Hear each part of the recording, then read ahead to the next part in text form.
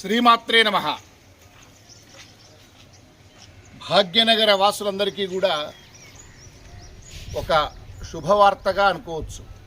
ప్రధానంగా సదాచార సంపన్నులు, ఉపాసనాపరులు, నిష్ఠాగరిష్ఠులు, శాక్తేయులు, అనుష్ఠానపరులు ఉపదేశం శాక్తేయ విధానంలో ఉపదేశం తీసుకున్నటువంటి వారందరికీ కూడా ఒక అద్భుతమైనటువంటి క్షేత్రం మన భాగ్యనగర శివారులోని తూంకుటలో రాబోతున్నది. అదే దశమహావిద్యల్లో చాలా ఉత్కృష్టమైనటువంటి వారాహి అమ్మవారి క్షేత్రం. అయితే చాలా చోట్ల వారాహి క్షేత్రాలు ఉంటాయి, కానీ ఇక్కడ లలితా వారాహి అనే రాజశ్యామల అమ్మవార్లతో సహా లలితా వారాహి చారిటబుల్ ట్రస్ట్ అని ఏర్పాటు చేసి ఒక అద్భుతమైనటువంటి ఒక అమ్మవారి క్షేత్రాన్ని నిర్మించబోతూ ఉన్నారు. బహుశా ఇది ఒక శక్తిపీఠంలాగా విలసిల్లబోతోంది. బ్రహ్మశ్రీ కొరిడే సుధీర్ శర్మ గారు మాకు అత్యంత ఆత్మీయుడు, దగ్గరి బంధువు అయినటువంటి సుధీర్ శర్మ చిన్నతనంలోనే ఒక ఆధ్యాత్మిక పరిమళాలను తనలో ఆస్వాదిస్తూ ఎందరో మహానుభావులు శాక్తేయుల వద్ద ఉపదేశం తీసుకొని ప్రధానంగా యజ్ఞేశానందనాథగా, స్మార్త సరస్వతిగా ప్రసిద్ధిగాంచినటువంటి విఖ్యాత శాక్తేయులు అయిన కొడకండ్ల పాలకుర్తి నృసింహరామ సిద్ధాంతి గారి వద్ద ఉపదేశం తీసుకున్న కొరిడే సుధీర్ శర్మ ఆ తర్వాత వారాహి అమ్మవారి యొక్క ఉపాసనతో, అనుష్ఠానంతో గొప్పరైనటువంటి అమ్మవారి ఉపాసకులుగా మారారు. ఇతను బహుముఖ ప్రజ్ఞాశాలి. ఓవైపు సంగీతం, అతను గాత్ర సంగీతం, వాద్య సంగీతం ఈ రెండిట్లలో నిష్ణాతుడు. దాంతోపాటు ఆస్ట్రేలియా నగరంలో తాను పౌరోహిత్య వృత్తి చేసుకుంటూ ఒకవైపు సంగీతం, ఇంకోవైపు సాహిత్యం, శాక్తేయం, శాస్త్రం ఇవన్నీ అధ్యయనం చేస్తూ బహుభాషా కోవిదుడు, అనేక భాషలు నేర్చుకున్నవాడు. అలాంటి వ్యక్తి నేను మన తెలంగాణ రాష్ట్రంలో భాగ్యనగరం అంటే హైదరాబాద్కు శివార్లలో ఒక నేను అమ్మవారిని ఏ అమ్మవారిని అయితే ఉపాసిస్తున్నానో ఆ అమ్మవారిది ఒక అద్భుతమైన పీఠాన్ని శాశ్వతంగా ఉండేలా ఏర్పాటు చేయాలన్న సంకల్పంతో ఈ శ్రీ లలితా వారాహి చారిటబుల్ ట్రస్ట్ను ఏర్పాటు చేసి ఈ ప్రాంతంలో చూస్తున్నాం కదా, ఈ నెల ఇక్కడ అద్భుతమైనటువంటి ఈ క్షేత్రాన్ని అంకురార్పణం చేశారు. ఇవాళ అనంత చతుర్దశి, చాలా గొప్పనైనటువంటి ముహూర్తం. ఇవాళ అనంత చతుర్దశి, అనంత ఫలాలు కలుగుతాయి ఏ పని చేసినా కూడా. లక్షలాది వినాయకులు ఇవాళ నిమజ్జనం అవుతున్నాయి అక్కడ.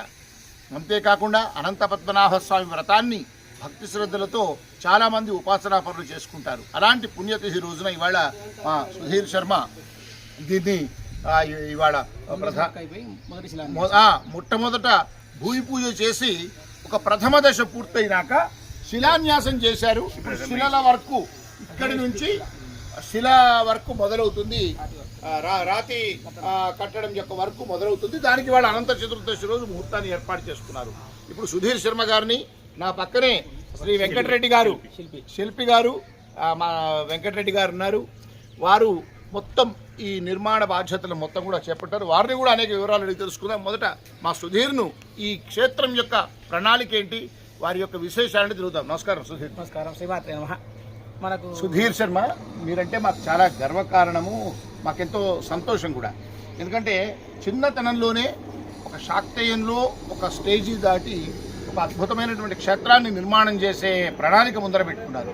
ఏంటి ఈ వారాహి లలితా వారాహి చారిటబుల్ ట్రస్ట్ యొక్క లక్ష్యం ఏంటి, ఇక్కడ ఎంపిక చేసుకోవడానికి ఉద్దేశం ఏంటి, దీని ఆలయ నిర్మాణం యొక్క విధానం ఎలా ఉంటుంది? మనకు చెప్పినట్లుగా గురుదేవులు పాలకుర్తి సిద్ధాంతి నృసింహరామ సిద్ధాంతి గారు, కొడకల సిద్ధాంతి గారుగా పేరు వారికి. వారి యొక్క అనుగ్రహం చేత ఇప్పుడు వారు ఎట్లా అయితే కొడకల్లో ఆలయాన్ని స్థాపన చేసుకున్నారో, రాజరాజేశ్వరి సహిత రాజశ్యామల వారాహి సహిత రాజరాజేశ్వరి అమ్మవారు, అదే వారి పంథ, వారి మార్గాన్ని అనుసరించి ఇక్కడ మనకు లలితా త్రిపుర సుందరి లేదా రాజరాజేశ్వరి ప్రధాన దేవతగా, రాజశ్యామల వారాహి అమ్మవారు ఆ అమ్మవారికి ఉపదేవతలుగా ఉంటూ మనకు ఇక్కడ ఆలయం. ఈ ఆలయంలో మనకు క్షిప్ర గణపతి ఉంటారు. తర్వాత అమ్మవారికి ఎదురుగా మనకు కాలభైరవ స్వామి ఉంటారు. ఈ ఆలయం మనకు మూడు ప్రధాన గర్భాలయం, 2 ఉపగర్భాలయాలు. తర్వాత మనకు ప్రధాన దేవత స్థానం ఇది. లలిత అమ్మవారు. అమ్మవారికి కుడి వైపున మనకు ఇది ఏంటండి, ఎంత లోతు తీసుకున్నారు? అది 14 అడుగులు మొత్తం ఫౌండేషన్. ఇది 14 అడుగులు. ఈ ప్లాట్ విస్తీర్ణం ఎంత? ఇది 483 483 చదరపు గజాలు. 103/44. 103 వెడల్పు, పొడుగు 44. దాంట్లో ఈ ఆలయం ఎంత? ఆలయం మనకి ఆలయం వచ్చేసి 300 గజాల్లో వస్తుంది. 300 గజాల్లో వస్తుంది. 36/72 ఆల్మోస్ట్ కదా, 34/72. ఇది భూమి పూజ చేసింది ఎప్పుడంటే జూలై 3వ తారీఖు. జూన్ 3. దీనికి ఎంత లోతు? ఈ 14 అడుగులు తీసుకోవాల్సి వచ్చింది. ఇప్పుడు ఇది గ్రౌండ్ నుంచి వచ్చేసి మనం కిందకి 11 అడుగులు పోయామండి. ఎబోవ్ గ్రౌండ్ అంటే ఇప్పుడు బయట కనపడే రోడ్ లెవెల్ నుంచి పైకి 3 అడుగులు తీసుకున్నాం. ఇప్పుడు దీన్ని ఈ రోజు మన కార్యక్రమం వచ్చేసి ప్రథమ ఇష్టికాయ విన్యాసం. ప్రథమ ఇష్టికా విన్యాసం ఆల్రెడీ మనం జూన్ లోనే శంకుస్థాపన కార్యక్రమం పూర్తి చేసుకున్నాము. పూర్తి చేసుకుని అద్భుతంగా మనం పునాది నిర్మించుకున్నాం. రాతి పునాది కంప్లీట్ చేసుకుని దానిపైన కృష్ణశిలతో ఈ రోజు మొదటి వరుస అంటే ఇది చిత్రవనం లేరంటామండి. ఇది చిత్రవనం లేదు. చిత్రవనం అంటే చిత్రవనం అంటే దేవాలయంకి ఇది ఆధారం అండి. మనకి పాదం ఎలాగో దేవాలయంకి ఇది పాదం. చిత్రవనం దీని మీద నుంచి మన దేవాలయం వర్గాలు అంటే దీని మీద నుంచి ఉపపీఠము, అధిష్టానము, స్తంభవర్గము దీని మీద నుంచి కంటిన్యూ అవుతుంది. ఎన్ని దశలు? ఇది అప్ టు 14 ఫీట్ వరకు రాతిది వస్తుంది. దానిపైన గర్భాలయ విమానం వచ్చేసి సిమెంట్ విగ్రహాలు. ఇది 3 గర్భాలయాలు వస్తున్నాయండి. ఎదరవంలో 3టికి కలిపి ఒకే అంతరాలయం కింద ఇచ్చామండి. ఓపెన్ అంతరాలయం. ఎందుకంటే మన అయ్యగారి కోసం ఇక్కడ కచేరీ కోసం ఒక చిన్న ఆసనం మొత్తం విశాలంగా హాలు కావాలనే ఉద్దేశంలో అందరూ ఇప్పుడు మన ఇంటి పైన ఉన్న అమ్మవారి సన్నిధిలో అందరూ అమ్మవారిని చూస్తూ కచేరీలు చేయడం అలవాటు. సో నాకేంటంటే ఇక్కడ కూడా అదే వాతావరణం కావాలి. వచ్చి కచేరీలు చేసిన పాడిన వచ్చిన ప్రవచనం చెప్పుకున్నా పాడుకుంటే వాళ్ళు ఎక్కువ ఆనందాన్ని పొందుతారు కదా. అందుకని ముఖమండపాన్ని దాదాపు 40 43 ఫీట్ ముఖమండపం మనకు 40 అడుగులు. నాకు ప్రధానాలయం వివరించండి. లలిత అమ్మవారు మనకు భజే శ్రీచక్ర మధ్యస్థాం దక్షిణోత్తరయో సదా శ్యామా వార్తాళి సంసేవ్యాం నమామి లలితాంబికాం. ఎల్లవేళలా కుడివైపున రాజశ్యామల, ఎడమవైపున వారాహితో ఉన్నటువంటి లలితామ్మవారిని నేను నమస్కరిస్తున్నాను. దీని అర్థం. సో అంటే లలితామ్మవారు ఉంటే చెప్పగానే మనకు పక్కన రాజశ్యామల, వారాహి ఉన్నట్టుగానే రాజమాతంగి రాజశ్యామల ఆమె దశమహావిద్యలో ఒక అమ్మవారు. షోడశి త్రిపుర సుందరి ఈమె కూడా దశమహావిద్యలో. ఈ అమ్మవారి యొక్క విగ్రహము పీఠము ఎలా ఉంటుంది? 5 అడుగుల కృష్ణశిలా విగ్రహము. తర్వాత రాజశ్యామల వచ్చి 32.5 అడుగుల పంచలోహ విగ్రహము. వారాహి అమ్మవారు 2.5 అడుగుల పంచలోహ విగ్రహం. తర్వాత గణపతి క్షిప్ర గణపతి పంచలోహ విగ్రహము. కాలభైరవ స్వామి వచ్చేసి రాతి విగ్రహంగా ఉంటుంది ప్రధానంగా. ఇప్పుడు ఇక్కడ లలిత అమ్మవారు, ఆ పక్కన వారాహి అమ్మవారు. వారాహి అమ్మవారు కూడా ఎంత సైజులో ఉంటుంది విగ్రహం? 2.5 ఫీట్లు, 2.5 ఫీట్స్, 350 పైన ఉంటుంది విగ్రహం. ఇప్పుడు ఇది ఆలయం యొక్క చదరపు ఎంత ఉంటుంది? ఈ దేవాలయం ఫస్ట్ నేను శిల్పిగా ఉన్నానండి. శివనాగిరెడ్డి స్థపతి గారి ఆధ్వర్యంలో దేవాలయం రూపకల్పన మొదలైంది. ఫస్ట్ అయ్యగారు అనుకున్న దాని ప్రకారం ఓన్లీ గర్భాలయము మండపంకు పోయేసి వారాహి అమ్మవారిని మాత్రమే పెడదాం అనుకున్నాం. అనుకోకుండా అయ్యగారు కొన్ని రోజుల తర్వాత అమ్మవారి అనుగ్రహంతో అనుకోకుండా సడన్ గా మనం మార్చుకోవటం, అయ్యగారి కోరిక మేరకు 3 గర్భాలయాలంటే మళ్ళీ సరిపోతుందో లేదో అనుకోవటం, దాన్ని తర్జన భజనలు పడి అన్ని రకాలుగా దీన్ని 3 గర్భాలయాల కింద విభజించేసి లలిత అమ్మవారిది లోపల వచ్చేసి 8.4x8.4 లోపల.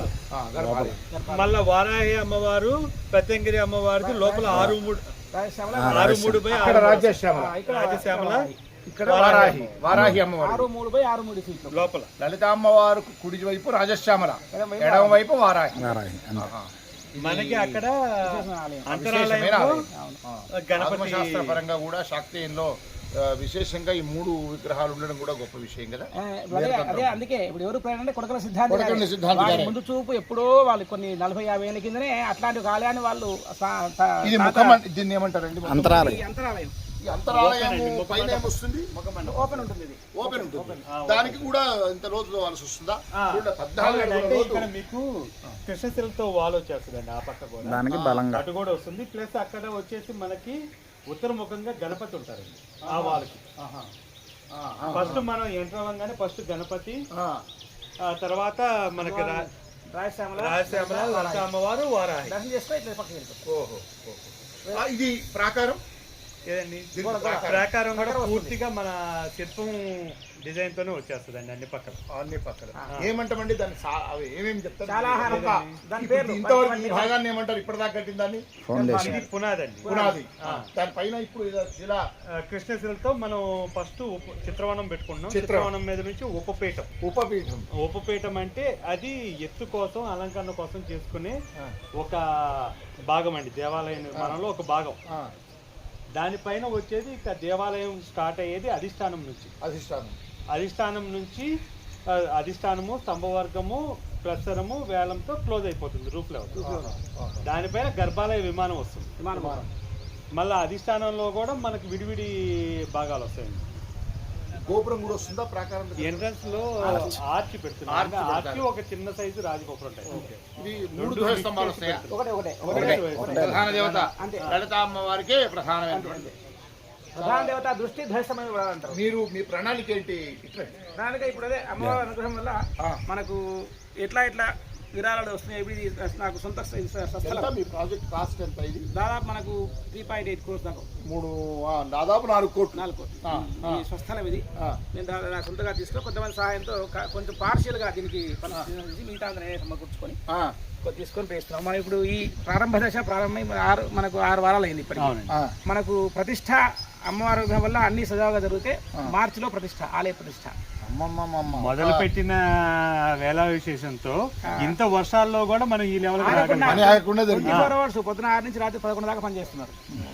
నాకు తెలిసి ఇదంతా చూస్తుంటే ఒక 2000 ఏళ్ల దాకా కూడా ఈ ఆలయం 1000 ఏళ్ళు చెక్కుచెదరగా ఉండేట్టుగా ఉంది. చోళులు పల్లవులు కట్టిన విధంగా అదే టెక్నాలజీ, శాండ్ బాక్స్ టెక్నాలజీ అని ఇప్పుడు అదే ఈవన్ శివనారెడ్డి గారని ఆయన ప్రభుత్వ సలహాదారు, మంచి జ్ఞాని.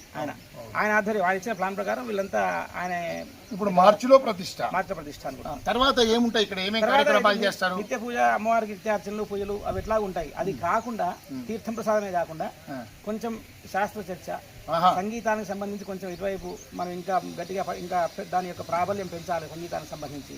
తర్వాత ఇక వేరే చిన్నపిల్లలకి ఈ శ్లోకాలు నిర్మించడం కానివ్వండి, లేకుంటే ఎవరన్నా ఇక వచ్చి అనుష్ఠానం చేసుకుంటా అన్నా, ఇక వచ్చి ఎవరన్నా మంత్రశాస్త్రం సంబంధించిన ప్రవచనాలు చెప్తా అన్నా కూడా మనకు వేదము, శాస్త్రము, సంగీతం దానికి వేరే వ్యవస్థ పాఠశాల ఏర్పాటు చేస్తారా?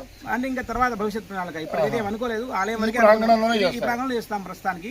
తర్వాత మనకు ముందు భవిష్యత్తు అమ్మవారి వల్ల మంచి దానికి ఆదరణ కలిగితే ఇంకా చేయడంలో మనకేమి ఇబ్బంది లేదు. నిత్యాన్న ప్రసాదం ఉంటుంది. నిత్యాన్న ప్రసాదం అంటే మనకు ఉత్సవాలు జరిగినప్పుడు నిత్యోత్సవాలు జరిగినప్పుడు మనకు ప్రతి వారంగా అభిషేకం కానీ, అమావాస్య పౌర్ణమి కానీ నిత్యం ఇంకా అమ్మవారికి సహస్రనామార్చనలు, క్షిప్ర గణపతి హోమాలు, వారాహి ప్రత్యంగర హోమాలు, లలితా సహస్రనామ హోమాలు, ఇవన్నీ మామూలుగా సర్వసాధారణంగా అన్ని ఆలయాల్లో జరిగేటువంటి క్రతువులో జరుగుతూ ఉంటాయి.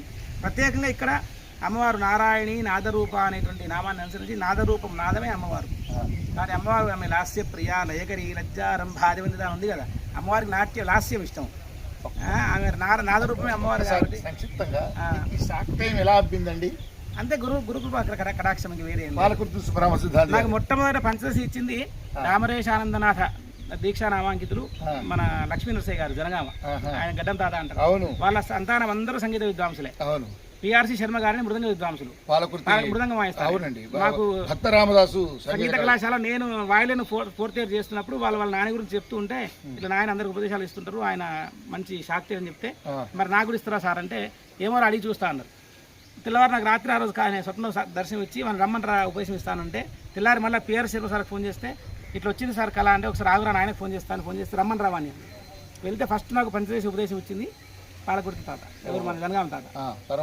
తర్వాత షోడశి పూర్ణదీక్ష పాదకాంతం ఇచ్చింది వారి అనుగ్రహమే. ఇప్పుడు నాకు తెలిసి ఆ అనుగ్రహం ఇట్లా వచ్చిందేమో అనుకుంటున్నాను. ఎందుకంటే ముందు మాకు ఆలయం ఓన్లీ వారాహి ప్రత్యంగా అనుకున్నాం. ఇప్పుడు ఆస్ట్రేలియాలో ఉంటూ ఇక్కడ నిర్వహించడం ఇదంతా ఎలా సాధ్యమవుతుంది? అంతా ఉపాసనా ఫలమే. నేను చేస్తున్నా కూడా ఏం లేదు అసలు అహంకారం తెప్పించి. ఎన్ని భాషలు వచ్చు మీకు? అక్కడ రెగ్యులర్ గా ప్రచలితం 5 భాషలు. ఏమేమిటి అవి? తెలుగు, తమిళ్, కన్నడ, మరాఠీ, హిందీ, ఇంగ్లీష్ ఇట్లాగో ఒక వాళ్ళకి ప్రధాన సంస్కృతం. వెళ్ళిన తర్వాత కొంచెం బాగా చదువుకుంది దాదాపు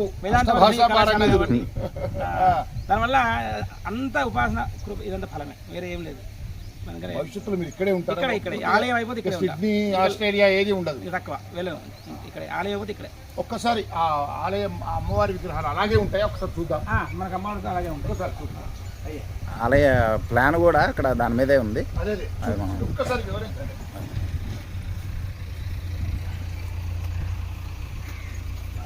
మీరే ఎక్స్ప్లెయిన్ చేయాలి.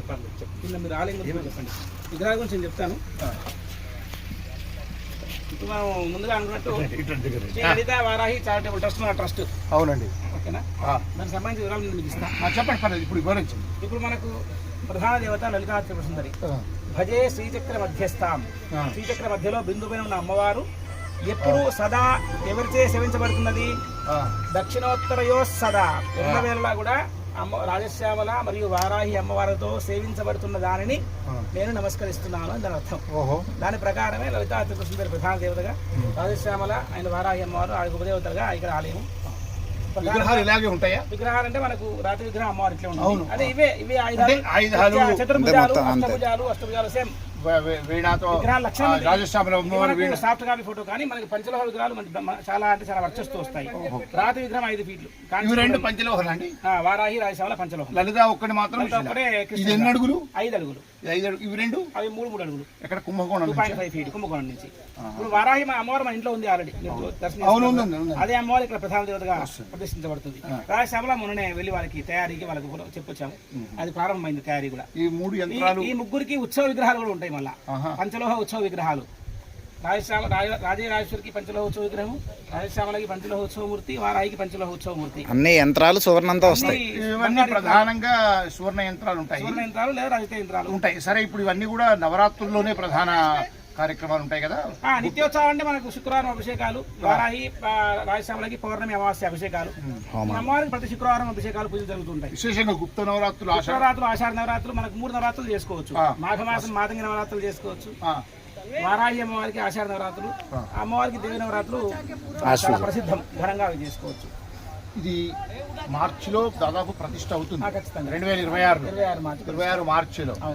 అప్పటి నుంచి మీరు ఇక్కడ ఈ పీఠము, ఈ వ్యవస్థ అంతా కూడా మీరు ఇక్కడ ఉండి వెంట ఉండి చూసుకుంటారు. అంతే. ఇంకా మీ ఆశయం భవిష్యత్తులో ఏం లేదు, మంచి మనం బతికినంత కాలం ఉపాసన చేసుకోవాలి. కాలం చేసినాడు ఒక మంచి ఉపాసకుడుగా కాలం చేయాలని నాకు కోరిక. అయితే ఇప్పుడు 4 కోట్లు అవుతున్నాయి అన్నారు, ఎంతవరకు సమీకరణ అయింది? మిగతా ఎలా చేయబోతున్నారు? నేను చెప్పినట్టుగా ఈ స్థలం కొన్నప్పుడు ఒక 40 లక్షల దాకా నాకు ఆస్ట్రేలియా ఉన్న చాలా మంది స్నేహితులు సాయం చేశారు. మిగతా 1,40,00,000 నేను కొంచెం సిద్దిపేటలో ప్లాట్ ఉంటే అమ్మేసి, సొంత అమ్మేసి మొత్తం దాదాపు సొంతగా నేను దాదాపు 80% నా సొంత సేవింగ్స్ పెట్టేసి తీసుకున్నాను. నిర్మాణానికి సంబంధించి మనకు అక్కడ ఉన్న దాతలు దాదాపు ఇప్పుడు ఈ నిర్మాణానికి 20 లక్షల దాకా మనకు సమకూరింది. దాని ప్రకారమే వర్క్ ముందుకు వెళ్తుంది. సో ఇంకా మనకు అవసరం ఉన్నది ఇంకా కొంచెం. దాన్ని ఎలా మీరు ఒకసారి చెప్పండి. దీనికి మనకు మొత్తం ఒక 10,000 SFT అని వర్క్ అనుకుంటే ఒక SFTకి 3,500 రూపాయలు. అట్లా చూసుకున్నా కూడా మనకు వారి దాతలు ఎవరన్నా ఇవ్వదలిస్తే వారి ఇష్టానుసారంగా ఈ ఆలయానికి ఒక అకౌంట్ నంబరు, మీ ట్రస్ట్ వివరాలన్నీ కూడా దీంట్లో చెప్తాము, వివరాలు ఇద్దాము. ఎవరైనా ఉంటే కూడా చెప్పండి. తప్పకుండా. ఆలయం యొక్క విశేషాలు ఎక్స్ప్లెయిన్ చేస్తారా? ఆలయం వచ్చేసి మన ప్రధాన అమ్మవారి గర్భాలయం అండి. గర్భాలయ విమాన గోపురం. ఈ పక్క వచ్చేసి రాజశ్యామల అమ్మవారి గర్భాలయం అండి. సేమ్ అవతల పక్క మన వారాహి అమ్మవారిది ఇంకొక గర్భాలయం ఉంటుంది. ఇక్కడ నుంచి ముఖ మండపము, మహామండపం. ముఖ మండపంలో అయ్యగారికి ఇప్పుడు కచేరీకి సంబంధించి ముఖ మండపంలో వచ్చేస్తుంది. ఎదర మొత్తం ఓపెన్ మండపం అండి. ముఖ మండపం వరకు క్లోజ్డ్ వచ్చేస్తుంది మనకి. ఎదర వచ్చేసి మనకి ధ్వజస్తంభం అండి. ఎంట్రన్స్ ఆర్చి, చిన్న సైజు ఆర్చ్. అవునండి. టోటల్ వచ్చేసి మనకి 103 అడుగులు అండి. 103 అడుగులు. ధ్వజస్తంభము ధ్వజస్తంభం వచ్చేసి లేదండి, కట్టెది కవచం వస్తుంది. అవునండి. 27 ఫీట్లు ధ్వజస్తంభం. చాలా అద్భుతంగా ఉందండి.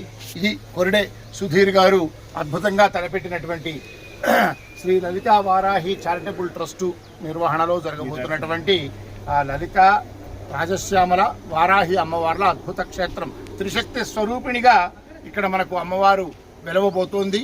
భాగ్యనగర శివారులో శాక్తేయులందరూ అనుష్ఠానం చేసుకోవడానికి, ఉపాసన చేసుకోవడానికి దివ్యమైన భవ్యమైనటువంటి నిష్ఠాగరిష్ఠుల చేత ఉపాసనా పరుల చేత నిర్మాణం అవుతున్నటువంటి ఈ ఆలయం అద్భుతంగా దాదాపు 4 కోట్లతో నిర్మాణం అవుతుందని చెప్తున్నారు.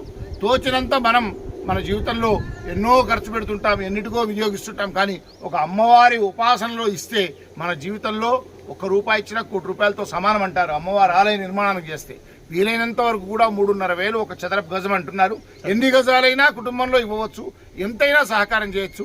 వారికి వీలైనంత మన వైపు నుంచి సహకారం అందాలని కోరుదాం. అకౌంట్ వివరాల నంబర్ ఇస్తాను. శ్రద్ధగా ఈ భవ్యమైనటువంటి దివ్యమైనటువంటి లలిత ప్రధాన మందిరంగా రాజశ్యామల వారాహి అమ్మవారి ఆలయాన్ని మనం ఇక్కడ దర్శించుకుందాం. ప్రతి ఉత్సవంలో పాల్గొందాం. ఆ త్రిశక్తి స్వరూపిణి అమ్మవార్ల యొక్క అనుగ్రహాన్ని పూర్తిగా పొందుదాం. ఒక మంత్రంతో ముగిద్దాం. శ్రీమాత్రే నమః. మహిషధ్వజాయై విద్మహే దండహస్తాయై ధీమహి తన్నో వారాహి ప్రచోదయాత్.